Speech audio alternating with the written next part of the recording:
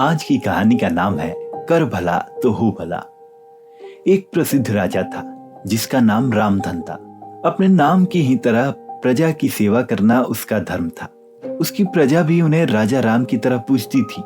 राजा रामधन सभी की निष्काम भाव से सहायता करते थे, फिर चाहे वो उनके राज्य की प्रजा हो या अन्य किसी राज्य की।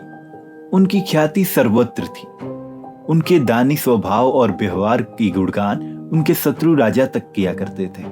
उन राजाओं में से एक राजा था भीम सिंह, जिसे राजा रामधन की इस ख्याति से बहुत ईर्ष्या थी।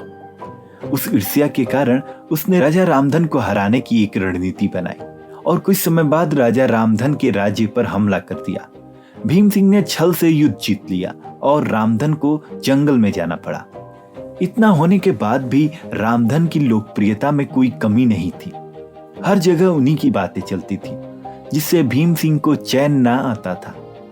उसने राजा रामधन को मृत्युदंड देने का फैसला किया। उसने ऐलान किया कि जो राजा रामधन को पकड़कर उनके सामने लाएगा वो उसे 100 सोने की दिनार देगा।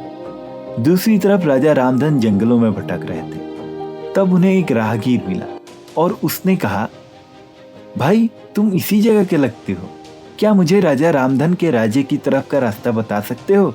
राजा रामधन ने पूछा, तुम्हें क्या काम है राजा से? तब राहगीर ने कहा, मेरे बेटे की तबीयत ठीक नहीं है, उसके इलाज में सारा धन चला गया। सुना है राजा रामधन सभी की मदद करते हैं, सोचा उन्हीं के पास जाकर याचना करूं। यह सुनकर राजा रामधन राहगीर को अपने साथ लेकर भीम सिंह के पास पहुंचा। उन्हें देख दरबार में सभी अचंभित थे। राजा रामधन ने कहा, हे राजन, आपने मुझे खोजने वालों को 100 दिनार देने का वादा किया था। मेरे इस मित्र ने मुझे आपके सामने पेश किया है, अतः इसे वो 100 दिनार दे दें। यह सुनकर राजा भीम सिंह को एहसास हुआ कि राजा रामधन सच में कितने महान और दानी हैं, और उसने अपनी गलती को स्वीकार किया। साथ ही राजा रामधन को उनका राज्य वापस लौटा दिया और सदा उनके दिखाए रास्ते पर चलने का फैसला किया। दोस्तों, इसी को कहते हैं कर भला तो हो भला।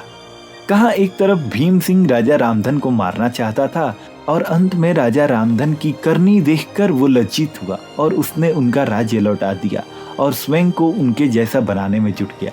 महान लोग सही कहते हैं, कर भला तो हो भला।